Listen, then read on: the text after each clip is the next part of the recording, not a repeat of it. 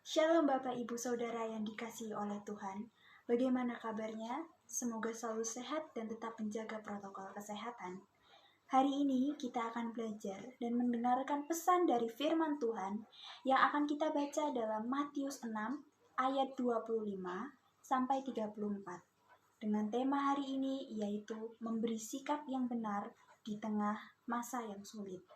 Matius 6 ayat 25 sampai dengan 34. Mari kita baca bersama-sama. Karena itu aku berkata kepadamu, janganlah khawatir akan hidupmu, akan apa yang hendak kamu makan atau minum, dan janganlah khawatir pula akan tubuhmu, akan apa yang hendak kamu pakai. Bukankah hidup itu lebih penting daripada makanan, dan tubuh itu lebih penting daripada pakaian? Pandanglah burung-burung di langit, yang tidak menabur dan tidak menuai, dan tidak mengumpulkan bekal dalam lumbung, namun diberi makan oleh Bapamu yang di surga. Bukankah kamu jauh melebihi burung-burung itu? Siapakah di antara kamu yang karena kekhawatirannya dapat menambahkan sehasta saja pada jalan hidupnya? Dan mengapa kamu khawatir akan pakaian? Perhatikanlah bunga bakung di ladang yang tumbuh tanpa bekerja dan tanpa memintal. Namun aku berkata kepadamu, Salomo dalam segala kemegahannya pun tidak berpakaian seindah salah satu dari bunga itu. Jadi, jika demikian, Allah mendandani rumput di ladang yang hari ini ada dan besok dibuang ke dalam api. Tidakkah Ia akan terlebih lagi mendandani kamu, hai orang-orang kurang percaya? Sebab itu janganlah kamu khawatir dan berkata, apakah yang akan kami makan? Apakah yang akan kami minum? Apakah yang akan kami pakai? Semua itu dicari bangsa-bangsa yang tidak mengenal Allah. Akan tetapi Bapamu yang di surga itu tahu bahwa kamu memerlukan semuanya itu. Tetapi carilah dahulu kerajaan Allah dan kebenarannya, maka semuanya itu akan ditambahkan kepadamu. Sebab itu janganlah kamu khawatir akan hari esok, karena hari esok mempunyai kesusahannya sendiri. Kesusahan sehari cukuplah untuk sehari. Mungkin kita sudah sering mendengar tentang bacaan ini, berulang kali bahkan, tetapi tidak mengapa, kita akan belajar lebih dalam lagi untuk menguatkan diri kita di tengah pandemi masa-masa yang sulit seperti ini. Pesan yang telah Roh Kudus berikan kepada saya hari ini akan saya bagikan kepada Bapak dan Ibu semua. Ini penting, karena kita ingin mengalami kebangkitan di masa-masa yang sulit, yang serba sulit seperti ini. Pasal ini ditulis oleh Matius ketika Kristus pada saat itu berkhotbah di bukit untuk para murid-muridnya. Jadi pasal-pasal ini, bacaan ini terutama di pasal 6-7 ini berisi mengenai pengajaran-pengajaran hidup yang diajarkan dan diberikan kepada kita sewaktu Kristus hidup melalui perantara murid-muridnya. Kita melihat dalam ayatnya yang ke-25 itu, Kristus menegaskan bahwa janganlah khawatir akan hidupmu, tentang segala kebutuhanmu. Sebab sebenarnya yang Allah mau kita memiliki konsep berpikir atau pola pikir yang seperti ini. Kita tidak memiliki alasan untuk bersuka cita di tengah dunia yang nampaknya terlihat baik-baik saja.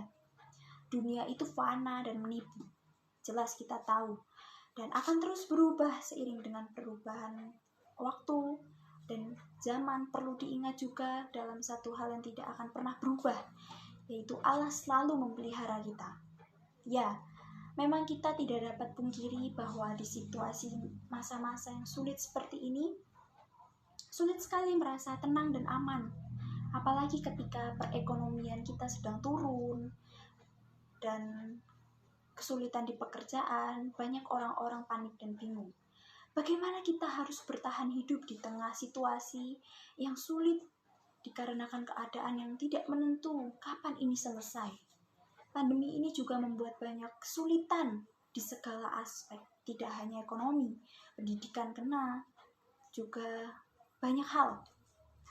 Nah, sebab itu Kristus berbicara kepada kita di ayatnya yang ke-31 sampai ke-32.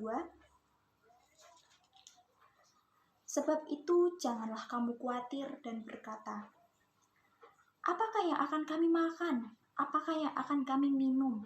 Apakah yang akan kami pakai? Semua itu dicari bangsa-bangsa yang tidak mengenal Allah. Akan tetapi Bapamu yang di surga tahu bahwa kamu memerlukan semuanya itu. Jelas di sini, akan tetapi Bapamu yang di surga tahu apa yang kamu memerlukan semua itu. Itu kalimat yang harus digarisbawahi. Kalimat ini memberikan kekuatan secara pribadi tersendiri untuk saya, bahwa jelas Allah memelihara semua yang kita butuhkan tanpa kita minta, tanpa kita merasa khawatir akan hal-hal tersebut. Tuhan akan tetap memberikan hikmat dan akan memberikan kita berkat, dan Ia tahu, dan Ia yang mengatakannya secara langsung kepada kita. Kita tahu bahwa Allah bukan Allah yang curang, tidak ada kecurangan di dalam dirinya. Sebab itu sebenarnya tidak ada alasan lagi untuk kita merasa khawatir akan hal-hal tersebut, akan rasa khawatir.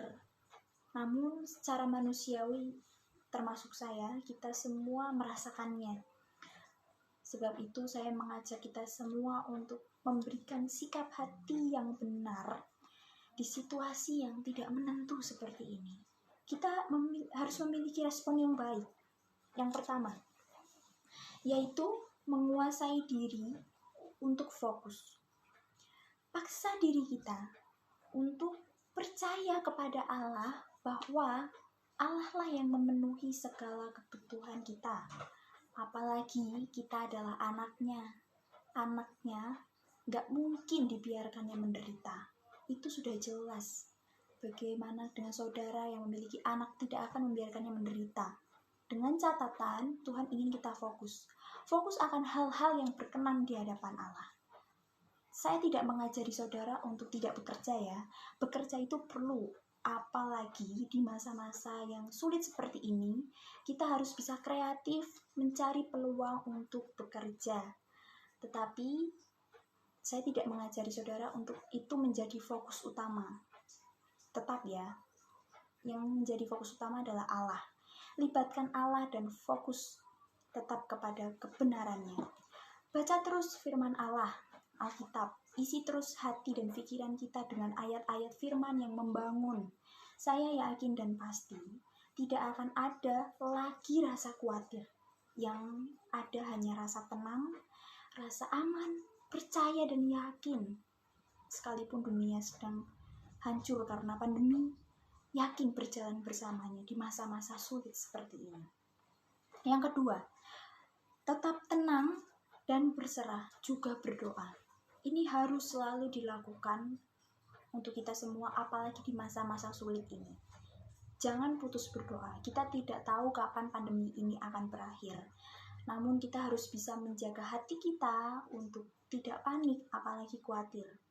Orang jika sudah khawatir, sudah pasti biasa pikirannya tidak jernih.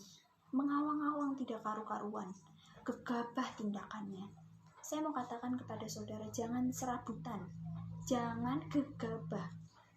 Berjalanlah dengan iman bersama dengan Allah. Maka dari itu, berdoa menjadi salah satu cara untuk kita untuk tetap tenang di situasi seperti ini. Dan kita dapat meminta hikmat dari Allah akan apa yang harus dilakukan. Itu akan menjaga hati kita untuk tetap tenang dan aman. Ayatnya yang ke-33.